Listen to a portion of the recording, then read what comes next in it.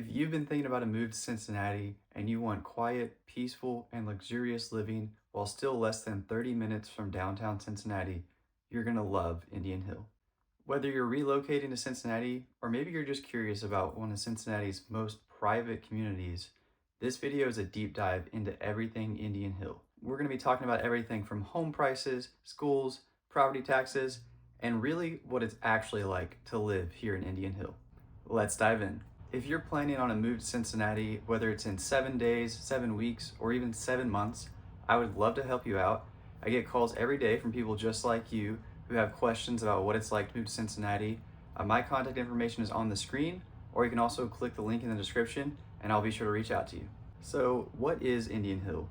Well, Indian Hill is technically not even a neighborhood or a city.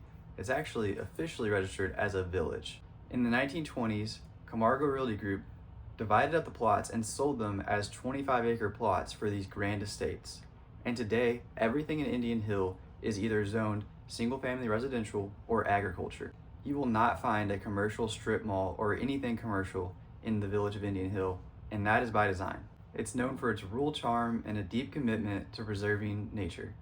With just around 6,000 residents, the village of Indian Hill is one of the most sought-after areas in not just Cincinnati, but all of Ohio. All right, now let's talk real estate. So most of the homes in Indian Hill are on 1 to 5 acre lots or even more. There actually is a zoning law in the village of Indian Hill where your home has to be on at least 1 acre lot.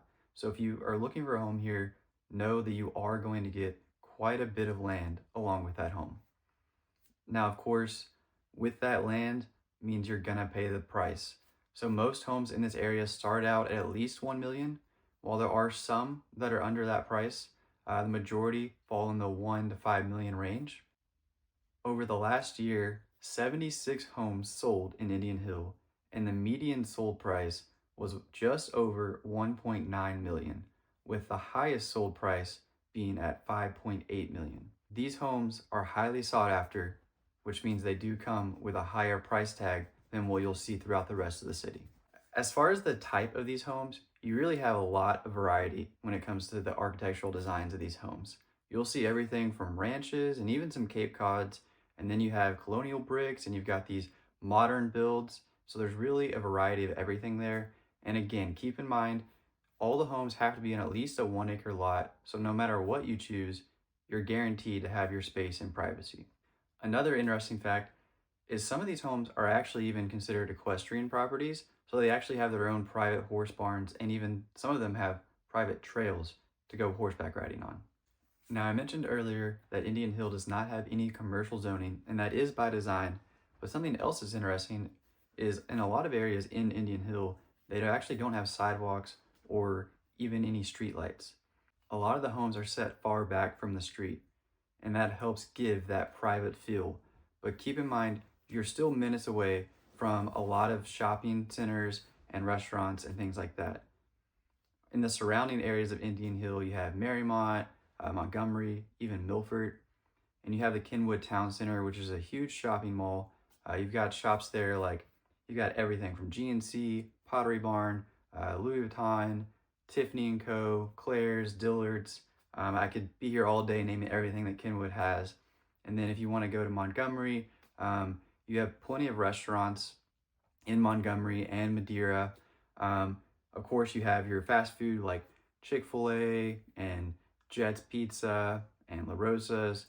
But if you want to go a little bit more fancy, in Kenwood you have Trio Bistro. You even have Carlo and Johnny.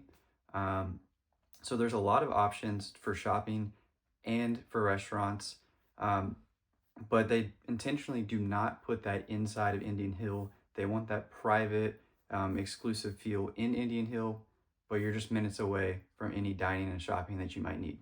All right, now let's talk about the school and school districts in Indian Hill. So the public school district in Indian Hill is Indian Hill Exempted Village School District. Sorry, that's a mouthful. It took me a second to make sure I got it all right. These are one of the top rated schools in all of the city and really the state of Ohio. The average classroom size the average student to teacher ratio is 15 to 1. And they have top tier academics and athletics and everything else that you would expect with a high income area. But a lot of students actually also go to one of the private schools that's in the area, which is called Cincinnati Country Day. And those classroom sizes are even smaller, with the teacher to student ratio being actually 9 to 1. And again, they have top tier academics and athletics and arts. Really, again, everything you would expect with a high income area. There are some other private schools. You have Summit Country Day as well, but I would say the main two in that area are the public school district and then Cincinnati Country Day as well. And one other note on the schools there, Cincinnati Country Day has everything from preschool all the way through high school. And as far as I know, Indian Hills Exempted Village School District starts out at kindergarten and then it goes all the way through high school. However, you do have a few other options for preschool if you're in the public school area. And one last thing to note, I will put these up on the screen. Again, these are not my opinion, but these are statistics that I pulled from niche.com. As you'll see, Cincinnati Country Day, pretty much in every area, got A's and A pluses across the board. And I wanted to note that the public school system in Indian Hill, diversity was one thing that got a little bit lower grade of a C plus, and there were some reviews in there as well. So something to keep in mind if that is something that is important to you when choosing a school in this area. Again, these are not my opinions, but niche.com, I highly recommend if you're looking to research any neighborhood or even any school district as well. Before we get on to the next segment, I just wanted to quickly say, if you're looking to make a move to Cincinnati, whether it's Indian Hill or anywhere in Cincinnati, I would love to help you out. My goal with this channel is to make videos that help you make an informed decision, but if you don't see a video on an area that you have questions about, please send me a message. I'd love to help you out and answer any questions you may have. We can do that on Zoom, in person, over the phone. However you feel most comfortable, I would love to help you out. All right, now let's talk about taxes. So Indian Hill actually has a pretty low income tax. The village voted on it last year and kept it at 0.45%.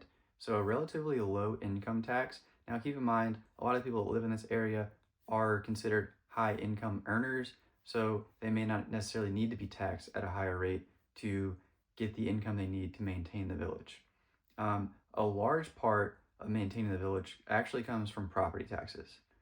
So you may have heard me earlier mention that the median sold price for the last year was right around 1.9 million, actually just a little bit over. And so I did take a look at a couple homes that were sold in that range, and it looks like they paid about $14,000 in property taxes last year. So that gives you a good indication of what to expect. Obviously, if the home costs more, expect to pay a little more in property taxes, and vice versa. And all of that is public information. I just looked it up on the auditor's website. So if you want to do your own research, you can certainly do so. And I did want to mention that these taxes actually go to funding a lot of what the Village of Indian Hill has to offer. So obviously the schools, it helps fund that. The roads helps maintain that. The Village of Indian Hill has their own police force called the Indian Hill Rangers. So it goes to pay for that, as well as funding the fire and public water and all the public infrastructure in the Village of Indian Hill. Now, Indian Hill is all about preserving nature. So it's not a place where you're going to drive by and constantly see basketball courts and playgrounds everywhere, but you will find a lot of scenic trails. You have places like Row Arboretum, and a lot of other places where you can really get into nature. They even have horseback riding trails. If you're looking for something that has basketball courts, tennis courts, pools, there's a private tennis and swim club there called Indian Hill Club. Now, you do have to pay for this. Membership dues for the first year comes out to right about $2,000. That does include your $500 initiation fee, and then as well as capital improvement assessments and just your annual dues. Now, this does offer everything from 3 different swimming pools, basketball courts, tennis courts, pickleball courts, playgrounds, grass areas. So there's a lot to do here. So if you're looking for more activities to do, this is certainly a place I would recommend. And there's also a couple country clubs that are within a few minutes drive, depending on which part of Indian Hill you're in. A lot of people in the area choose to join Camargo Country Club. which is obviously a very private club. But if you're looking for golf, and of course they have tennis and pickleball courts there as well. So there's a few different options if you're looking for that kind of thing, but there's also some public walking paths and trails as well. One of the features that makes Indian Hill so desirable is that while it does feel super private, the location could not be any better. You are just minutes away from I-71 and I-275.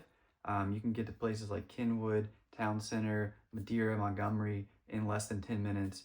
And if you take I-71, you can get downtown in typically 20 to 25 minutes. Now keep in mind, if you're leaving at prime time, like 8 in the morning or 5 in the afternoon, you could probably add on 10 to 15 minutes on some days. But again, you're getting downtown in less than 30 minutes, but you still have that secluded private feel. So who is Indian Hill for? Well, if you're looking for luxurious living or private living, then this is definitely a place I would consider. Niche.com voted this as the #1 place to retire in Ohio. So it's great for retirees, families, really anyone who's looking for peaceful living while still in a great location that's quick to get to the city. However, if you're someone looking for that more urban feel with a lot of nightlife, you may want to look elsewhere in Cincinnati. So that was the breakdown of living in Indian Hill. If you have any questions, please let me know in the comments below. And if you're thinking about making a move to Indian Hill, I would love to help you with that. My contact info is either on the screen or you can also check it out in the link in the description. Again, please comment or send me a message if you have any questions at all, or if there's another area in Cincinnati that you would love more information on, I would love to make a video for you or even reach out directly to you to answer those questions.